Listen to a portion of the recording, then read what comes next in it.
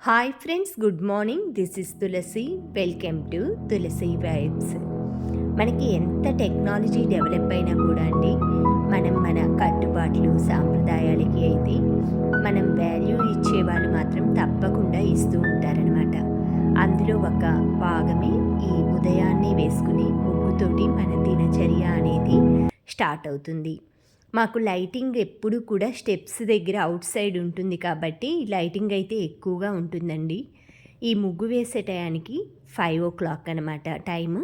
5:30కి వచ్చి నేను వర్కౌట్కి వెళ్తాను, షటిల్కి వెళ్తానమాట. డైలీ కూడా ఒక 15 మినిట్స్ వార్మప్ కోసమని వాకింగ్ చేస్తాము. ఎప్పుడైనా మీరు హెవీ వర్కౌట్ చేసేప్పుడు ముందు వార్మప్ అయితే చేసుకోవాలి. అంటే లైట్ ఎక్సర్సైజెస్, కొంచెం వాకింగ్ మీడియంగా ఆ విధంగా చేసుకున్నామంటే బాడీ అనేది మనకి డైరెక్ట్గా గేమ్ ఆడేటప్పుడు కానీ, ఎక్కువ హెవీ జిమ్ వర్కౌట్స్ చేసేప్పుడు, హెవీగా చేసేప్పుడు మన బాడీ అనేది మూవబుల్గా ఉంటుందన్నమాట. అంటే స్ట్రెచబుల్గా చేయటానికి వీలుగా ఉంటుంది, పట్టేయటము అలాగా లేకుండా ఉంటుంది. వన్స్ ఒక ఏజ్ వచ్చాక ఏంటంటే మనకి తెలియకుండానే కండరాలు పట్టేయటం కానీ, బోన్స్ కొంచెం మనకి లేడీస్కి అందులో బోన్స్ అనేవి కాల్షియం తక్కువగా ఉంటుందన్నమాట. అందుకని తొందరగా పెలుసు బారటం అలా జరుగుతూ ఉంటాయి.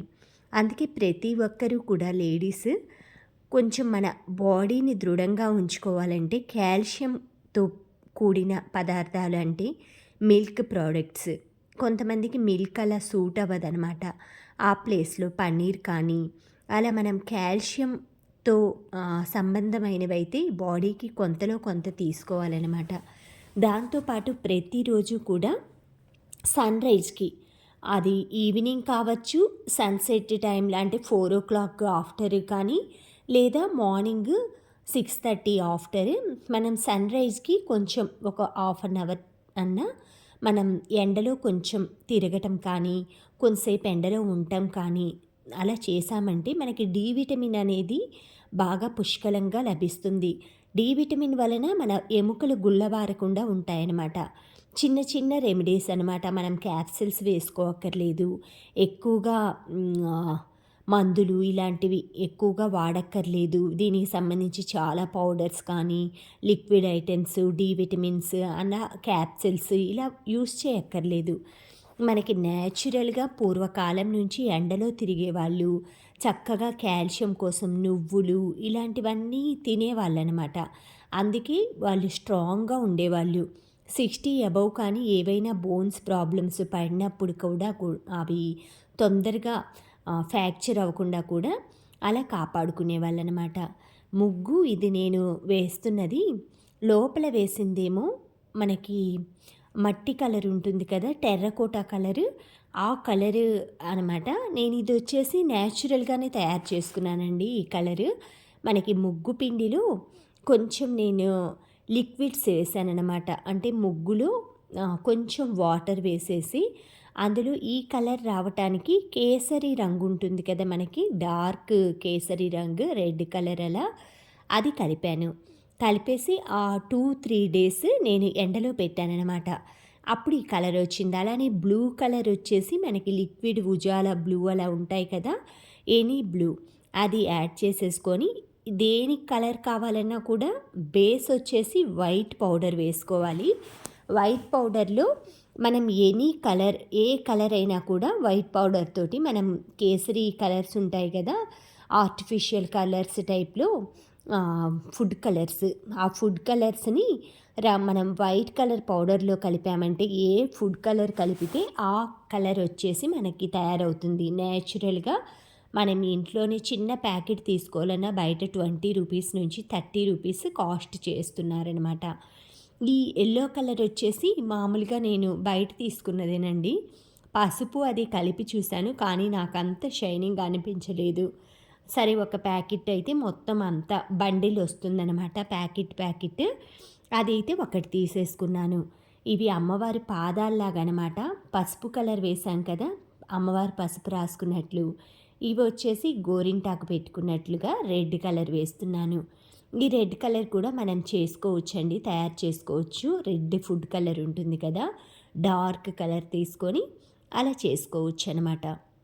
ఇలా చిన్న చిన్నవి మనం ఇంట్లో ఉండి కూడా యూజ్ అయ్యే ఐటమ్స్, ఇంట్లో ముగ్గుల్లో కావాల్సినవి కానీ, మొక్కలకు కావాల్సిన కంపోస్ట్ ఎరువులు కానీ, ఇలా చిన్న చిన్నవి మొక్కలకు కావాల్సిన ఫెర్టిలైజర్స్ కానీ, ఇవన్నీ కూడా మనం ఇంట్లోనే చేసుకోవచ్చు. మొక్కలకు వచ్చేసి నేను వాటరింగ్ అయితే ప్రతిరోజు ఇవ్వనండి. వింటర్ సీజన్లో ఎక్కువ వాటర్ ఇచ్చినా కూడా మొక్కలు పాడైతాయి అన్నమాట. అంటే వాటికి కావాల్సిన క్వాంటిటీ వరకే మనం ఇవ్వాలన్నమాట మొక్కలకి. నేనైతే 4 డేస్‌కి అలా ఇస్తాను. ఎందుకంటే మాకొక్క డ్రాప్ కూడా బాల్కనీలో వాటర్ పడదనమాట. ఎంత పెద్ద వర్షం రాని. కానీ అట్మాస్ఫియర్ కూల్‌గా ఉండటం వలన గ్రీనరీగా ఉంటాయన్నమాట మొక్కలన్నీ కూడా. అందుకే నేను 4 డేస్‌కి వాటర్ ఇస్తాను. మనం 2 డేస్, 3 డేస్‌కి వచ్చేసి పప్పు కడిగిన నీళ్ళు, బియ్యం కడిగిన నీళ్ళు, మనం ఫెర్టిలైజర్ లాగా కూరగాయ మొక్కల నీళ్ళుంటాయి. కూరగాయలు అవన్నీ కట్ చేసిన నీళ్ళుంటాయి కదా! అలాంటివన్నీ కూడా మొక్కలకి వేస్తే చూసారు కదా! నా గ్రీనరీ అంతా కూడా ఇంటి ముందు ఒక సైడ్ వచ్చేసి ఇలా మొత్తం ఇలా ఉంటుందన్నమాట. మొక్కలు ఎక్కువగా ఇంట్రెస్ట్ అండి నాకు ఫస్ట్ నుంచి కూడా. ఎక్కువగా నేను పువ్వుల మొక్కల కంటే గ్రీనరీగా ఉండే క్రోటన్స్ ఎక్కువగా ప్రిఫర్ చేస్తాను. అందులో మెయిన్ వచ్చేసి మనీ ప్లాంట్, ఎలిఫెంట్ ఇయర్స్ ఇలాంటివి ఎక్కువగా ఉంటాయన్నమాట నా దగ్గర. టర్టిల్ వెయిన్, ట్రయాంగిల్ హార్ట్స్, తర్వాత మనకి ఈజీగా గ్రోత్ అయ్యేవి స్నేక్ ప్లాంట్స్, ఇలాంటివన్నీ కూడా కొంచెం మనకి వాటరింగ్ తక్కువ తీసుకునేవి, అందులో తొందరగా గ్రోత్ అయ్యే మొక్కలన్నమాట. ఎక్కువగా కేర్‌ఫుల్‌గా చూసుకునే లాగా కాకుండా కొంచెం మనం కేర్‌లెస్‌గా ఉన్నా కూడా అవి గ్రోత్ అయ్యేలాగా అయితే ప్లాంట్స్ ఎంచుకోవాలి. అందులో హీట్ టెంపరేచర్ ఉన్న ఏరియాలో మేముంటాము. సమ్మర్ టైంలో అయితే చాలా కాపాడుకోవాల్సి వస్తుందండి. గ్రీన్ మ్యాట్స్ వేసి మొక్కలన్నీ కూడా ఒకదానికొకటి ఆనిచ్చి పెట్టేసి, వింటర్ సీజన్‌లో మాత్రం బావుంటుంది. నా ముగ్గులు అన్నీ వేసుకోగానే నేను వర్కౌట్ కోసమని డైలీ కూడా వార్మప్ చేసిన తర్వాత షటిల్‌కి వెళ్తాను. వచ్చాక ప్రతిరోజు కూడా సుప్రభాతం కానీ, అరుణాచల శివ సాంగ్ ఎక్కువ నాకిష్టమండి. ఆ సాంగ్ పెట్టేసుకొని ఎక్కువగా నేను మార్నింగ్ నా రొటీన్ అయితే ఇలాగే ఉంటుందన్నమాట. ఒక పొయ్యి మీద అయితే చాయ్ పెట్టాను టీ. ఒక పొయ్యి మీద వచ్చేసి రాగి పిండితోటి జావ అనమాట.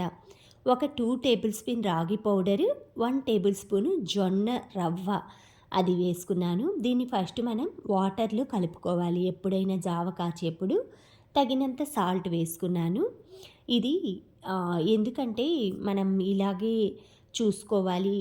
వాటర్‌లో చల్లనీళ్ళలో కలుపుకొని యాడ్ చేసుకోవాలి. ఎందుకంటే మనం డైరెక్ట్‌గా పౌడర్ ఏసామనుకోండి గడ్డలు కడుతుందనమాట. తర్వాత వాటిని స్మాష్ చేయటానికి టైం ఎక్కువ పడుతుంది. అదే మనం కూల్ వాటర్‌లో డైల్యూట్ చేసేసి వేసామంటే చక్కగా ఇలా నీట్‌గా వస్తుందనమాట సిల్కీ స్ట్రక్చర్‌తో. ఒక 5-7 మినిట్స్ బాయిల్ చేసిన తర్వాత ఈ కన్సిస్టెన్సీ రాగానే ఆఫ్ చేసేసుకొని కూల్ అయిన తర్వాత ఇందులో మనం మజ్జిగ కలుపుకొని తాగొచ్చు. ఈలోపు టీ కూడా అయిపోయినాయండి. మా వారి గ్లాస్‌లో ఇస్తున్నాను. తర్వాత వచ్చి ఈరోజు అల్లం పచ్చడి పెడదామనేసి, అల్లం పచ్చడి చాలా రోజులయిందండి పెట్టి, అయిపోయిందనమాట. అది ఎలా పెడతాను అనేది చూపిస్తాను ఈరోజు. ఇదొచ్చేసి ఒక 50-70 గ్రామ్స్ జింజర్. దీన్ని క్లీన్ చేసిన తర్వాత చిన్న చిన్న పీసులు కట్ చేసుకొని చక్కగా ఇలా వెయిట్ మిషన్‌లో వెయిట్ చూసేసి వేస్తున్నానన్నమాట. ఎప్పుడైనా చట్నీస్‌కి మనం కొలతలతో వేసుకుంటే సరిపోతుంది. నా దగ్గర వెయింగ్ మిషన్ ఉంది కాబట్టి వెయిట్ కూడా గ్రామ్స్‌తో కౌంట్ అవుతుంది కదా మనకి. ఒక్కోసారి ఏంటంటే ఐటెమ్ ఒక్కొక్కటి బరువున్నది ఏంటంటే తొందరగా తూగుతుంది కొంచెం వేయగానే. ఇలా మనం వెయింగ్ మిషన్‌లో చూసుకోవటం వలన కరెక్ట్ క్వాంటిటీ వస్తుంది. ఈ అల్లం ఒక 50 గ్రామ్స్ అనుకోండి. చింతపండు 100 గ్రామ్స్ వేసుకోవాలి. 100 గ్రామ్స్ వచ్చేసి మనం 100-150 వరకు బెల్లం వేసుకోవచ్చు. ఈ అల్లం ముక్కల్లో తగినంత ఆయిల్ వేసి, అంటే 2-3 టేబుల్ స్పూన్ అల్లం బాగా ఫ్రై అవ్వాలి. అందులో పచ్చివాసన అంతా పోయే వరకు అల్లాన్ని బాగా ఫ్రై చేసుకోవాలి. ఈ అల్లం పచ్చడి వచ్చేసి మనకి అజీర్తి కానీ, కొంచెం ఏదైనా కడుపులో హెల్త్ బాగాలేకపోయినా ఈ అల్లం పచ్చడిని తీసుకోవచ్చు. ఇది మనం చట్నీగా దోసల్లోకి, ఇడ్లీలోకి తీసుకోవచ్చు. రైస్‌లో కూడా డైరెక్ట్‌గా తినచ్చు. బ్రెడ్‌లో జామ్‌లాగా కూడా ఈ అల్లం పచ్చడిని కొంచెం స్వీట్ ఇష్టం లేని వాళ్ళు దీన్ని తినొచ్చనమాట. ఇందులో షుగర్ కానీ ఏమీ యాడ్ చేయము. బెల్లం యాడ్ చేసుకుంటాను. మీరు బెల్లం ప్లేస్‌లో కొంతమంది ఏంటంటే బెల్లం కూడా షుగర్ అన్నట్లుగా తినరు. అలా ఏమి ఉండదండి. మనం బెల్లం తీసుకోవచ్చనమాట. బెల్లం ప్లేస్‌లో కొంచెం హనీ కూడా యాడ్ చేసుకోవచ్చు మీరు తినని వాళ్ళు. అలాంటప్పుడు మీరు కారం, అల్లం ముక్కలు స్పైసీ అయితే తగ్గించుకోవాలి. నేను ఒక చోట చూసానండి. లాస్ట్ టైము ట్రావెల్‌కి వెళ్ళినప్పుడు ఒక ఓల్డ్ ఫ్యామిలీ అనమాట. 70 ఇయర్స్, 75 ఉంటుంది. వైఫ్ అండ్ హస్బెండ్ కాకినాడ నుంచి తిరుపతి వెళ్తున్నారు.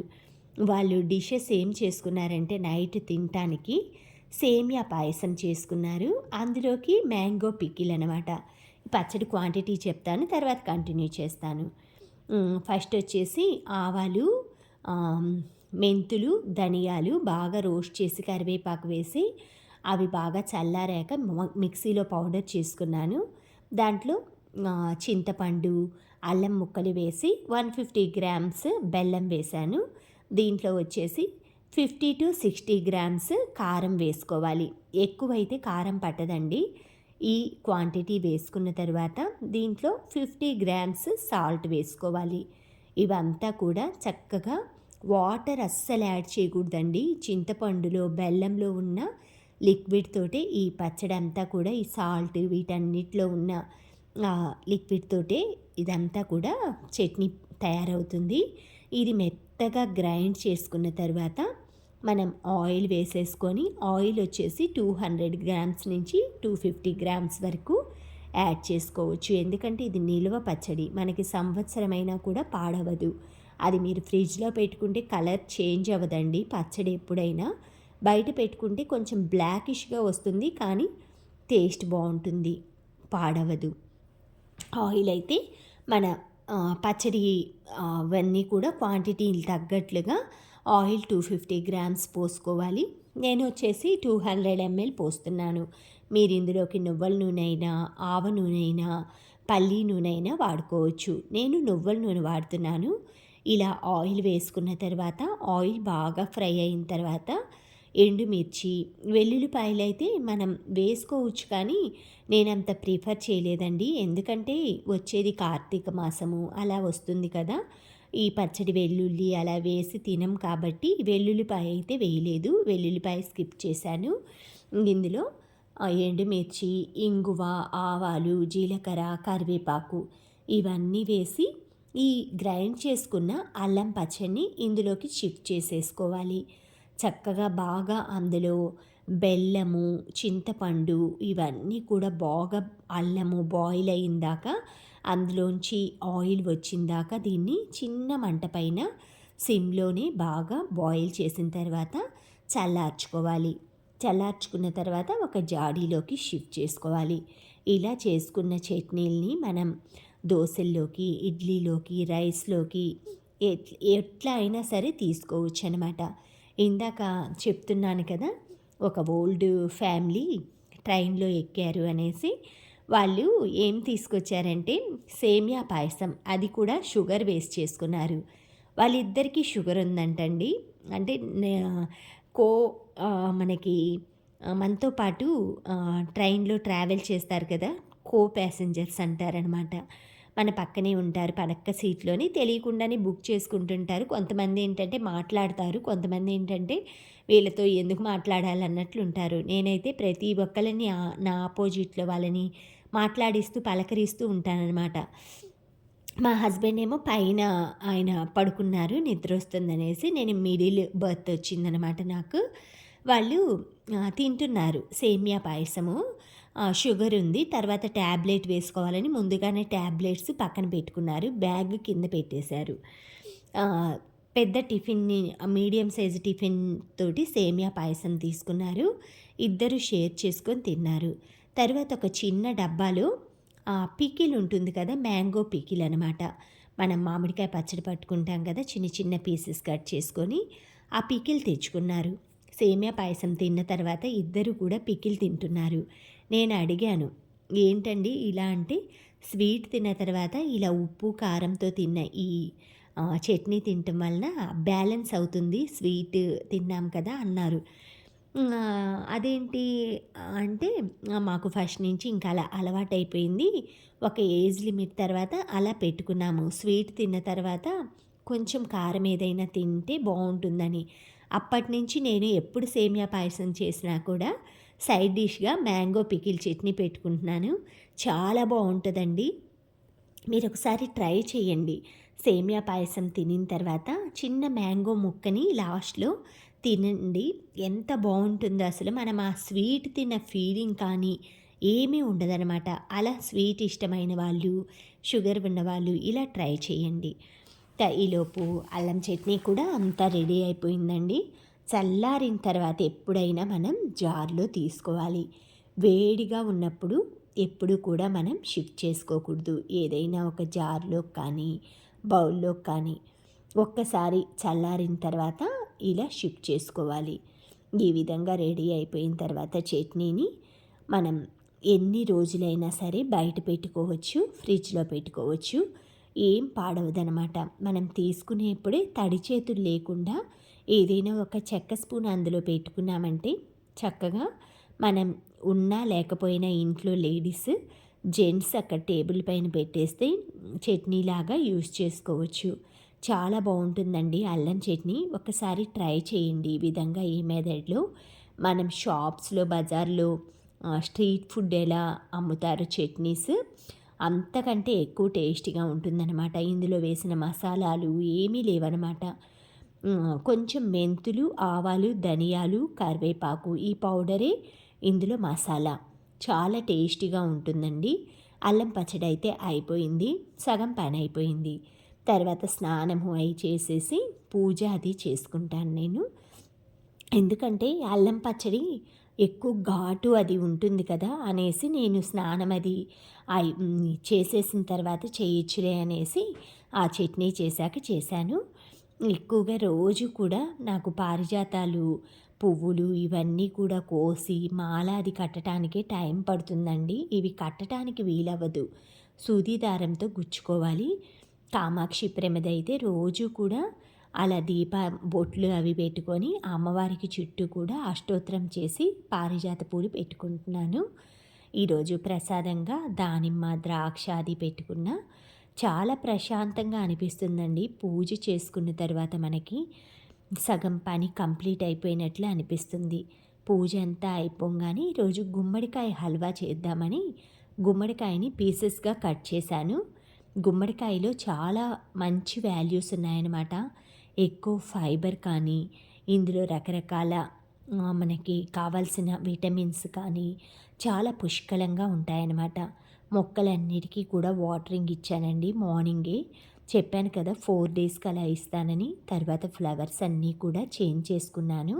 అంటే ఉర్లీ బౌల్స్‌లో ఉంటాయి కదా, ఓల్డ్ ఫ్లవర్స్ వేసినవి పాడవినవి తీసేసి కొంచెం వాటర్‌లో జవ్వాది పౌడర్ వేసుకొని గులాబీ పెటల్స్ వేశాను. కొంచెం వేసిన తర్వాత మనకి ఫ్రాగ్రెన్స్ బాగా అనిపిస్తుందనమాట. తర్వాత నేను ఎప్పుడూ కూడా కర్పూరము వేస్తూ ఉంటాను రూమ్ ఫ్రెషనర్‌గా మిషన్‌లో. అది కూడా అరోమా చక్కగా వస్తూ ప్లెజెంట్‌గా అనిపిస్తుంది. స్నానం అది చేసి పూజ చేశాక ఒక హాఫ్ అన్ అవర్ అయినా కూడా ఆ ఫ్రాగ్రెన్స్‌ని ఎంజాయ్ చేస్తూ టీవీ అది చూస్తాను. ఈలోపు గుమ్మడికాయని కొంచెం వాటర్ వేసి పెద్ద పెద్ద ముక్కలైనా కోసుకోవచ్చండి మీరు. ఇలా ఏదైనా మందపాటి బాండీలో వేసి మూత పెట్టేశామంటే చక్కగా మెత్తగా బాయిల్ అయిపోతుంది. ఆ బాయిల్ అయిపోయిన దాన్ని స్మాషర్ తోటి చక్కగా స్మాష్ చేసేసుకోవాలి. ఇలా స్మాష్ అయిపోయిన దాంట్లో మనం 1 కప్పు గుమ్మడికాయలు తీసుకున్నారనుకోండి, 1 కప్పే బెల్లం వేసుకోండి. ఎందుకంటే గుమ్మడికాయ ముక్కలు 1 కప్పు తీసుకుంటే 1 కప్పు బెల్లం వేసుకుంటే సరిపోతుంది. ఎక్కువ స్వీటు, ఎక్కువ హాటు అలా ఏముండదండి. మీడియం సైజులో స్వీట్ అయితే ఉంటుందన్నమాట. తర్వాత ఈరోజు సింపుల్ ఈజీ చికెన్ బిర్యానీ చూపిస్తాను. ఫస్ట్ ఆయిల్ కానీ, నెయ్యి కానీ వేసి నేను హాఫ్ ఇది వేశాను. సన్నగా చాప్ చేసిన ఆనియన్, పచ్చిమిర్చి, కొత్తిమీర వేసుకొని ఈ చికెన్ని అల్లం వెల్లుల్లి, ఉప్పు, కారం వేసి మ్యాగ్నేట్ చేసి 1 అవర్ పక్కన పెట్టాను పెరుగులో. తర్వాత ఈ మ్యాగ్నేట్ చేసిన చికెన్‌ని అందులో యాడ్ చేసుకోవాలి.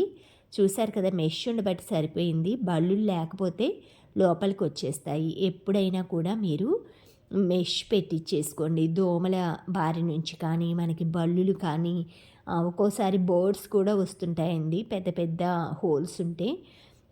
అలా మనం సేఫ్టీ వైజ్ మెష్ డోర్ పెట్టుకుంటే చాలా బావుంటుంది. దోమలు ఇవి రాకుండా. ఇలా చికెన్‌ని కొంచెం బాయిల్ చేశాక ఇవొచ్చేసి జీరా రైస్ అండి. జీలకర్ర మసూర రైస్ అనమాట. ఇవి ఒక కప్పు అవి వాటర్‌లో పోసుకున్న తర్వాత మిర్చి, కొత్తిమీర, పుదీనా వేసేసుకోవాలి. ఒక టమాటో. దీన్ని బాగా మూత పెట్టేసి మగ్గించుకోవాలి. ఒక 5-7 మినిట్స్. బాయిల్ అయిన తర్వాత ఒక గ్లాస్ బియ్యానికి 2 గ్లాసులు వాటర్ యాడ్ చేసి ఇందులో యాడ్ చేసేసుకోవాలి. మనం కొంచెం గరం మసాలా వేస్తే వేసుకోవచ్చు, లేకపోయినా పర్లేదు. అది బాయిల్ అయ్యేలోపు కొంచెం పెరుగు చట్నీ చేస్తున్నాను. అందులో సన్నగా చాప్ చేసిన ఉల్లిపాయ, పచ్చిమిర్చి, బ్లాక్ సాల్ట్, నార్మల్ సాల్ట్, పెరుగు వేసేసుకోవటమే. కావాలంటే మీరు కొత్తిమీర కూడా వేసుకోవచ్చు. ఎలాగో రైస్‌లో కొత్తిమీర, పుదీనా అన్నీ ఉన్నాయి కదా అని నేనైతే వేయలేదు. ఇలా పెరుగునైతే నీళ్లుగా చేయకూడదండి. ఎప్పుడైనా పెరుగు చట్నీ అడిగితే కొంతమంది హోటల్స్‌లో చూశాను మజ్జిగ చట్నీ ఇస్తారనమాట. పెరుగు చట్నీ అంటే థిక్‌గా ఉండాలనమాట. తినేటప్పుడు వేడి వేడి బిర్యానీలో మనకి ఇలా గట్టి పెరుగు వేసామంటే కొంచెం అది లిక్విడ్ అవుతూ ఉంటుందనమాట. ఆ వేడికి, బిర్యానీ వేడికి ఆ విధంగా మనం సర్వ్ చేసుకోవాలి. పెరుగు చట్నీ రెడీ అయిపోయిందండి. రోజు 1, 2 నువ్వుల లడ్డూలు తింటే కాల్షియం చాలా బావుంటుందనమాట. ముఖ్యంగా లేడీస్ నువ్వులు ఎక్కువ తీసుకోవాలి. ఈలోపు రైస్ అయిపోయింది. చాలా ఈజీగా చేసే రెసిపీ అండి. టేస్ట్‌గా ఉంటుందన్నమాట. సింపుల్‌గా అయిపోతుంది. ఎప్పుడైనా సరే వంట చేసే పని అంటే ఇలా చట్నీలు ఇవన్నీ చేశాను కదా నేను, హల్వా ఇవి. ఈరోజు అందుకే చికెన్ కొంచెం ఫ్రీజర్‌లో ఉందన్నమాట. మొన్న సండే తెచ్చింది. అందుకే ఈరోజు చికెన్ బిర్యానీ జీరా రైస్‌తో చాలా టేస్టీగా ఉందండి. ఇది సర్వ్ చేసుకొని చిన్న బౌల్‌లో పెరుగు అయితే సర్వ్ చేసుకున్నాను. చక్కగా ఇలా వేడి వేడిగా చల్లగా క్లైమేట్ ఉన్నప్పుడు వేడిగా ఇలా సర్వ్ చేసుకొని తింటే హెల్త్‌కి హెల్త్. ఇంట్లో మనం ఫ్రెష్‌గా ఆరోగ్యంగా చేశాం కాబట్టి టేస్ట్‌కి టేస్ట్ ఎంజాయ్ చేయొచ్చు. ఈ విధంగా చిన్న చిన్న సంతోషాలు ఇంట్లోనే మనం హ్యాపీగా రెడీ చేసుకొని టేస్టీగా ఫుడ్‌నైతే ఎంజాయ్ చేయొచ్చు. Thank you friends. Thank you for watching. Thank you for valuable time. Have a safe day. Please like, share, subscribe my channel Tulasi vibes.